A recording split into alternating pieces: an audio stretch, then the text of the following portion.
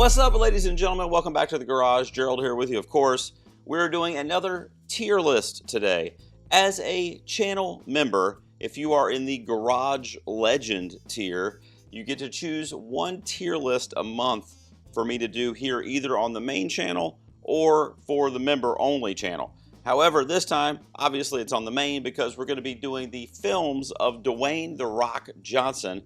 I want to give a special shout out and thank you to all my members, but especially this week, Jason B. He is the man. We've known each other for a long time, and he is a great supporter of me and of this YouTube channel. And it was his selection to talk about the movies of Dwayne "The Rock" Johnson, which, as I was coming up with a list of movies I'm going to cover, I wonder if deep down inside this whole thing has been a plot on Jason's part to get to know me, to follow the podcast, to become a member of the YouTube channel, so that he could one day do this, therefore meaning that he must hate me and wanted to torture me in some form or another. All right, as I bring him in here, first thing I like to do is go over the tiers. I want to let everybody know I'm ranking the movies themselves, not The Rock's performance, nothing else, just the movie. One tier that may not even get used there is Perfection. That was I'm kidding, there's a few that are going to be on there. That's anything that's like around a 9 or a 10. Pretty Damn Good is like a 7 or an 8. It's a good film. I would recommend it. Sure, I guess, is where a lot of these might fall, although maybe not. But that's like middle of the road, like a 6 out of 10, where it's like, yeah, it's okay, but you don't need to rush out and see it. No Thanks is going to be anything like a 4 or 5, where it's just like, I mean, it's not the worst thing I've ever seen, but I definitely would not suggest you hurrying up to watch this at any time soon. And then Please Stop is a movie that I just hated. So I might have to actually resize my camera because I don't know if that tier might get used quite a bit today. All right, so we'll get started here now. I'm going to be quick with these because there's 32 movies, which honestly I did not expect there to be that many when Jason pitched the topic at me, but here we go. All right, first up is going to be the film adaptation of Baywatch. Baywatch was a TV series that I actually really dug, of course. I mean, Pamela Anderson in a bikini, you know, what are you going to do? It wasn't down here, but it wasn't very good. The only thing that for me that kind of made it work somewhat for me, which is going to be surprising to a lot of you, was yes, The Rock. I thought he was great in it. Zac Efron, and then obviously the hot chicks didn't hurt either. Be Cool is one that was touted as like sequel to Get Shorty, which is a movie that I really liked. And Be Cool wasn't the worst thing in the world, but I remember being super underwhelmed by this. Although The Rock's performance in this is pretty funny. In some of these action films and other movies too, he'll dive into like show his comedic side, which I do really like. We'll talk about a couple of those here in a moment where they really shine through. This one was just kind of like forgettable, you know. Next up would be the first of possibly many that might show up on the Please Stop tier. That's going to be Black Adam. I mean, do I need to say anything else? First of all, I'm completely checked out on superhero movies, so that doesn't help. Second of all, when I saw this, it was literally just CGI slop, the movie. I mean, it was worse than anything I'd seen up until that point in terms of just like ugly. It was just ugly. The Rock, you know, is serviceable in it. He does the best job he can. I think he was really good casting, honestly, for that role. The movie itself just didn't come together, and frankly, if I never see this thing again, it will be too soon. I have a soft spot for Doom. I'm going to put it up on, sure, I guess. It's probably also around a 6 out of 10 for me. But I played that video game as a high school kid going into college, and then I eventually got really into the Quake video game series. I had a lot of friends of mine and we would network and and back then it was towers, you know what I mean? You couldn't play on your phone or whatever. So you would bring your whole computer tower, PC, and hook up at somebody's house, and you would network for like the whole weekend. And Doom kind of started that phase of my life for me, so I do have a soft spot for it. So now we get into the Fast and Furious shit. Oh my God, let me put all these together real quick so I can do them all at one time here, and I'll just bam, bam, bam, bam, bam them out. There's another one here too. Jesus Christ, how many of these things was he in? I guess he was in 5, right? 6? Oh my God. Hey, he made his bank. Let's start with, see if I can remember the order. Let's start with Fast 5, right? Which I think would be the first of these. So Fast 5 is going to go on Perfection. Surprisingly, right? This is my favorite Fast and the Furious movie. I think it's just a really good movie. It just has really good action, a really good story, and the cast is actually trying in this film. You know, you could say that with the first couple of films or a couple in the first 4 films, but not all of them. And it kind of like they were cashing it in. They knew they were making money. There was the special effects and everything did their work with the visual effects, but the cast itself was just like not trying to do anything special. But in Fast 5, it was like they all did collectively, just as a group and individually too. And then The Rock got introduced to this franchise, and we had that awesome fight with Vin Diesel. in the movie, that turned into a bit of a career fight for them, I guess. I don't follow it too closely, but I guess they hate each other, or they did. The Fate of the Furious. So I'm not going, let me go in order. Fast and the Furious. Does this have another name? Just Fast and the Furious 6? No thanks. I'm good. Fast and the Furious 7, I think, was even worse, but I'll also put that on no thanks. The Fate of the Furious, was he in F9? Do I have F9 here? Maybe that's what Fast and the Furious. Why did they name these? Oh my God. Fate of the Furious, which one is this? This is F8. I tell you what, I'll keep them all in the no thanks tier. And then Fast X I actually liked a little bit more. I actually remember I kind of dug that one a little bit with the on location. Was that in Italy, I think? Rome? So that one's going to be on sure, I guess. That's probably around a 6 out of 10. That was the first like return to form for that franchise, and me in 5 movies, literally. And then Hobbs and Shaw is going to go on Please Stop, because I was like excited for that one, because I'm like, Jason Statham, The Rock, I love him in that action role in these movies. Okay, he's got his own film with Statham. All right. No, there's like not enough. Why is there not enough action in that movie? That really pissed me. I remember going, why is there so much dialogue? Why are they like talking so much? Like, this is a Fast and the Furious movie, yet you eliminated all the otherworldly, ridiculous shit. What? I don't get that. I don't like that movie. One that I did like, to bring us back into something I actually want to talk about, is Fighting with My Family, which is based on a true story, and The Rock plays himself in the movie. I decided to include this one just because he is super memorable in the film, and he's actually on the movie poster and in a lot of the promotional materials.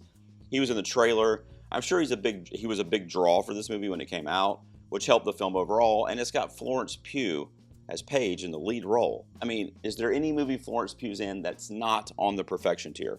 Think about it. You know, The Rock had this period of time where he did these kind of like family-friendly or like kid films.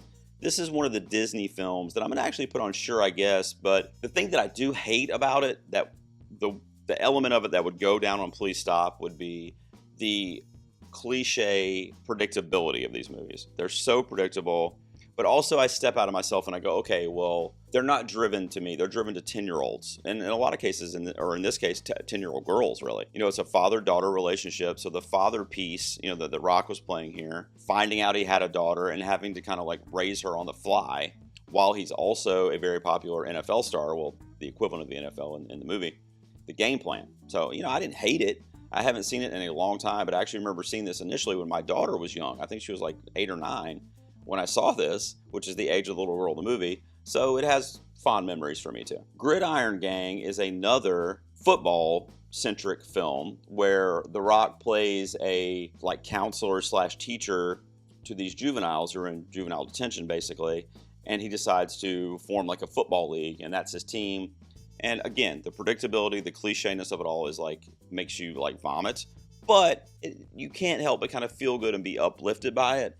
Again, it's not a great movie. It's borderline average to mediocre, but I do remember having a good feeling when I was watching it and enjoying it, being entertained by it. So the Jumanji films, the first one I'm actually going to put on pretty damn good. You know, obviously a remake or a spinoff kind of the film that Robin Williams was in, but I love this concept. You know, Tron does it, but I love the concept of like people on Earth somehow being transported into a video game world and having to, you know, play your life out there or find out how you actually beat the game and get the objective of the game. And then if you do, the objective is get out of the game and you go back to your real life.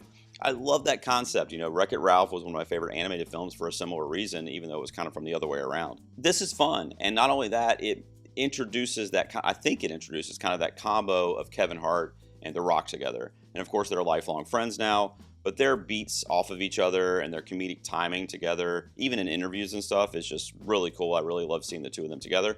The second one, I was let down a little bit. I didn't hate it, but that's also going to go on sure, I guess, just because it's not as good as the first one.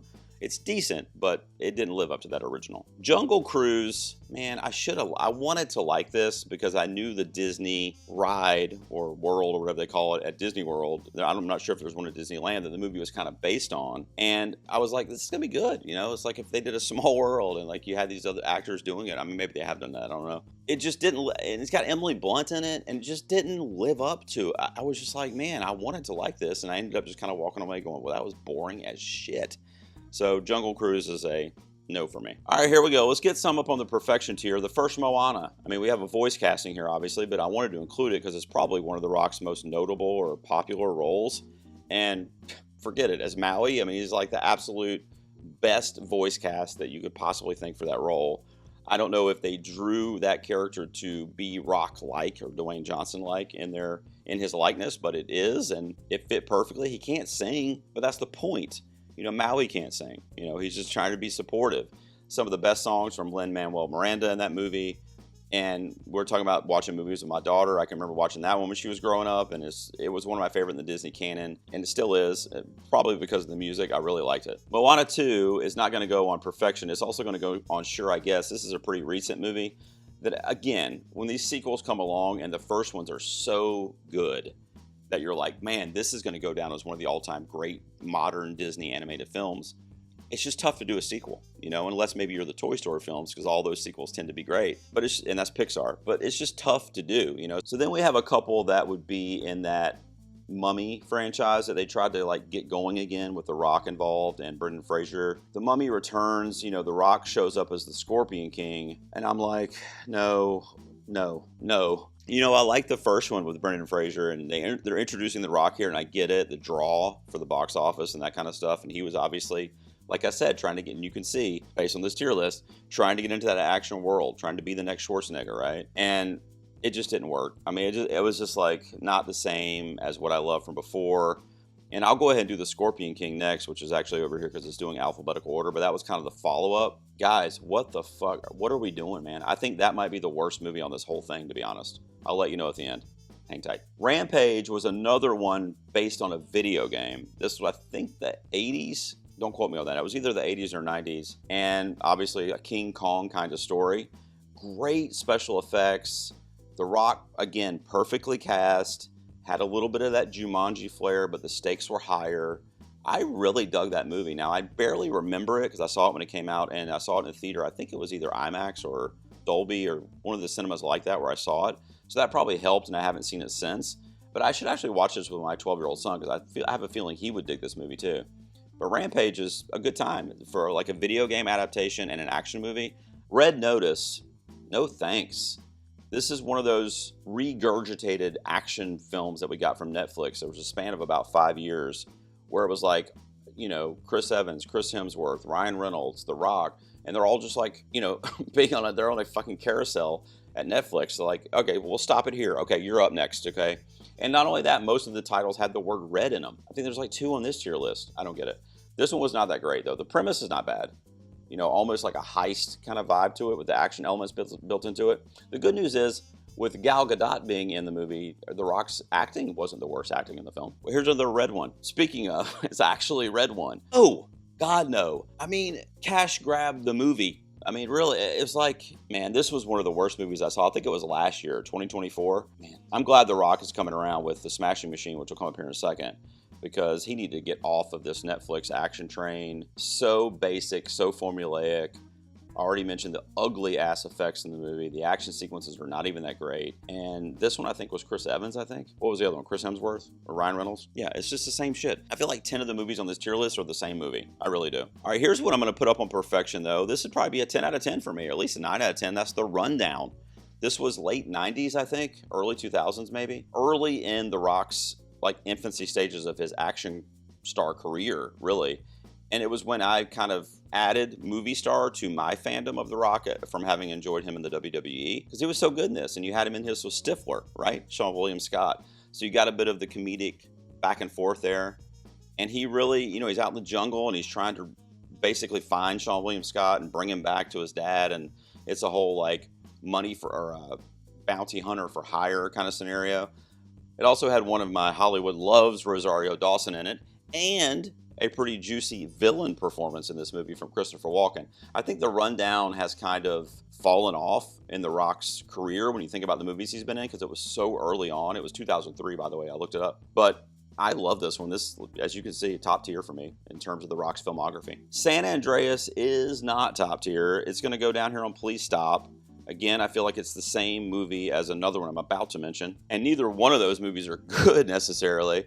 But I did enjoy the next one a little bit more. San Andreas, I mean, what are you going to do? It's an action movie about the San Andreas fault. Earthquakes are killing people at a rapid pace. The Rock is somehow going to stop earthquakes. What tier do you think you would put it on? One that I didn't hate, though, but I'm going to put it up on Sure I Guess. I mean, it's not going to blow anybody away, is Skyscraper, because I went into this movie, which was not, it was pretty recent, it was like 5 years ago, thinking like, oh my God, this is like San Andreas all over again, or, you know, these Fast and the Furious shits or whatever, like, please rock, please stop.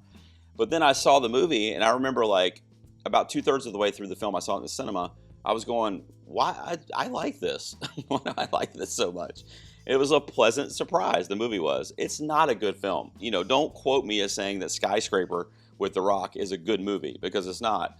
But it did bring in like those like nostalgic elements from the Die Hard series, but it added these like heightened special effects, which I thought were actually pretty good in this movie, at least from what I recall.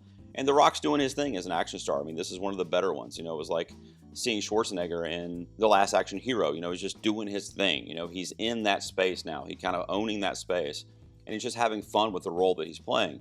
You know, Southland Tales is an interesting film. I like it. I like it quite a bit, actually. But I do also recognize that I'm alone in that regard. This is another one where I don't think I would venture to say it's a good movie, or definitely not a great movie, but it was interesting. You know, it's an anthology film. The Rock, this is really the first time we see him do something dramatic, which is kind of what inspired this tier list, with his latest kind of like Oscar noteworthy turn in The Smashing Machine, which is also coming up here on the list. And this is the first time we see that, and it's back in 2006, almost 20 years ago. You could tell early on that he was okay with doing dramatic acting and that he wanted to do it. You know, it's not like an Oscar turn in this movie, but it is interesting to kind of see the infancy stages of that. I'm also going to put this one on Sure, I Guess. You know, a lot of people would probably put it down in those bottom two tiers, and I'm not going to argue with you, because like I said, I get it, I can see it. All right, guys, let's get some up here on the perfection tier. The Other Guys. Holy shit, I absolutely am in love with this movie. It was an Adam McKay film, and it was right at the end, kind of Adam McKay kind of doing his comedic stuff, especially with Will Ferrell, before he started to try to get a little more political, a little more important and timely, which I like some of that stuff too. But this is my favorite Adam McKay, and especially when, like I said, especially when he's with Will Ferrell. But this is just a good fucking time. It's a buddy comedy, it's a cop comedy, and it's a buddy cop movie. And The Rock and Samuel Jackson are this like, you know, almost cartoonish, like we're the greatest cops in the world, like superheroes. And they play those characters to absolute perfection. There's a whole thing when The Rock comes in to give a speech to the other cops, and he's like, you know, we wouldn't be able to shoot our guns and kill all these bad guys and have sex with all these women if it weren't for you guys answering the damn phone and doing all the other shit that we don't want to do. He says it like The Rock, you know. So I just love this movie top to bottom, and The Rock, I think, is absolutely hilarious in it. So we have another one that I think is also Disney, that it was right around that same time as I mentioned earlier with The Game Plan. It's called The Tooth Fairy, where The Rock, as a bit of a kind of comeuppance for his real life, gets assigned to be the Tooth Fairy. It's not great. You know, it's not great. Especially if kids like still believe in the Tooth Fairy and do all that stuff. I mean, I don't know how it played in its time. I saw it much, much later. But I just remember going, it was like, it's one of those movies where you see it and you kind of cringe for the actors involved. Because you're like, I mean, I'm sure they got paid or whatever. And at the time, maybe it didn't seem weird. But I bet you this is one of the movies that if they put it on at The Rock's like tribute ceremony or whatever, he would cringe. And now, I tell you what, we'll save the Smashing Machine for the very end. So let me do the last two next. I don't know why they did them out of order like this, but the Race to Witch Mountain, I'm going to put on pretty damn good. I actually really like that. That's also a Disney property, I think. But it's another one of those like action movies that's kind of driven towards YA, young adult, early teen maybe. But I saw this with my daughter in the theater, and we really liked it. Most of the movie takes place in the taxi cab, in the car that The Rock is driving these two kids and trying to get away from the supernatural forces in the film. So it's almost like a chamber piece, and it's almost like one long car chase. I mean, there are other scenes, obviously, but it's a lot of it takes place in them kind of on the run in this car. And the banter between the kids and The Rock, I thought was really, really good. I remember being very endeared to it. Walking Tall was a movie that was supposed to be a spinoff or kind of a reinterpretation of Falling Down with Michael Douglas in, I believe, the 90s, which is a movie I really liked. But it's about a guy who is just kind of fed up with the world, so he decides to kind of become a vigilante and start taking out the criminals himself and fixing the town. And this is in 2004. It's not believable. It really wasn't believable in Falling Down either, because he was in LA. But Falling Down played it much more like a dude who just kind of snapped and he was taking out his like frustrations and his anger and his mental kind of capacity. He was taking it out on bad guys, right? But Walking Tall plays it where like he kind of knows what he's doing, and he's like, you know what, I'm gonna fix the town. I mean, it's one dude. I mean, yeah, it's The Rock, but it just wasn't very believable. Also, there was kind of really a silly supporting role from Johnny Knoxville in this movie. So I'm not a big fan of Walking Tall at all. I didn't hate it though, so it had some good fight sequences and choreography in it. I would put it on no thanks. I mean, it's probably one of the lesser action movies from The Rock, but I don't think it's fair to say Please Stop, which would be like a 3 or less out of 10. It's probably like a 4 or 5. All right, and then kind of the subject right now that's come up a lot on this channel is the Smashing Machine. And I actually did a full review of that. I'll tag it on this video for you if you want to check out my thoughts on the film. Overall, I'll give you a brief wrap up. Overall, the film didn't really hit with me. There were a lot of intriguing puzzle pieces, The Rock's performance included, and Mark Kerr's kind of backstory included, but the puzzle pieces were never kind of put together by Benny Safdie, in my opinion. The movie looks great. It has a really raw kind of quality that's actually very similar to other Safdie brothers projects like Uncut Gems or Good Time, but the story itself was just kind of like, here's this story, here are these characters, the end. It doesn't really give us a point. It doesn't tie everything together. The Rock's performance, if I was grading the performances of The Rock, it would be top tier. It is a transformative performance. He portrays Mark Kerr, who was one of the first, like, kind of founding fighters in the UFC in the late 90s and early 2000s. And it's based on a book that the actual Mark Kerr wrote, I believe, or that was written about him. And, this was a project that was very special to The Rock, and he pitched it to have it made, and it ended up being made by one of the Safdie brothers in their first solo effort as a director. It's also got Emily Blunt in the movie. Her character was extremely underwritten, and we don't get the motivations for her character of Dawn, who was his lifelong girlfriend, who was kind of in a toxic relationship with. So there's drug use in it, the toxic relationship with her, obviously the UFC stuff, like his financial situation, like all these puzzle pieces, and then we just don't really get anything out of it. It's just like literally looking at an incomplete puzzle on your coffee table. It's just not as pleasing as seeing the whole thing put together. So, for that said, it's not a bad movie. I'm going to put it on Sure, I Guess. I think I actually did give it a 6 out of 10, which is right around where it would be on this tier list. If you like The Rock, if you're a fan of his filmography, which as you can see, I'm really not, I guess, in hindsight, but if you are, then I would say definitely check out The Smashing Machine, because especially if you knew him like in the WWE and you're familiar with that persona as well, it's almost more impressive what he does as Mark Kerr in this movie, because he literally becomes a different personality altogether. So for that reason, it's great. Well, there you go. Now, what I'll do sometimes if I get enough, so I've got 5 on the perfection tier, and I've got 5 on the please stop tier. So let's rate them in order, okay? So let's start with the easy one, or what I think is probably going to be the easy one first. Let me give you my 5 favorite films starring The Rock in the correct order. Let's see. Man, this actually is tough now that I'm looking at it, because I love all these pretty equally. Let me do, well, I got to do Moana first, right? I mean, that's a bona fide classic. Then I think I'll do Fighting with My Family. Then I will do, man, I love the other guys, though. Then I will do The Other Guys. And then I will do The Rundown, and then I will do Fast 5 at number 5. So there you go. Moana, Fighting with My Family, The Other Guys, The Rundown, and Fast 5. Those are my 5, what I would call perfection movies starring Dwayne "The Rock" Johnson. Only 5 out of 32, sorry. And then down here for 5 worst. My God, how do you even rank these? All right, so I'll start with the worst and go through to the 5th worst, I guess. Man, The Scorpion King was a piece of shit. I tell you what, let's do The Scorpion King first, then probably Fat Hobbs and Shaw, then San Andreas, then Red One. So there you go. Scorpion King, Black Adam, Hobbs and Shaw, San Andreas, and Red One are the 5 worst movies that I've ever seen starring The Rock. And then you have a lot of stuff in that bread, right, in the sandwich. A lot of stuff in the Sure, I Guess tier, which is good. Those are films that I would recommend. I just think it's interesting to see what The Rock's going to do going forward with this kind of turn to dramatic. It looks like he's buying into it as opposed to just kind of doing it here and there, like a Tom Cruise or somebody like that. It looks like he's going to be working with Martin Scorsese. I think there was even another notable director in there that I heard was throwing his name around for some stuff. And then, of course, he worked with the Safdie brothers on Smashing Machine.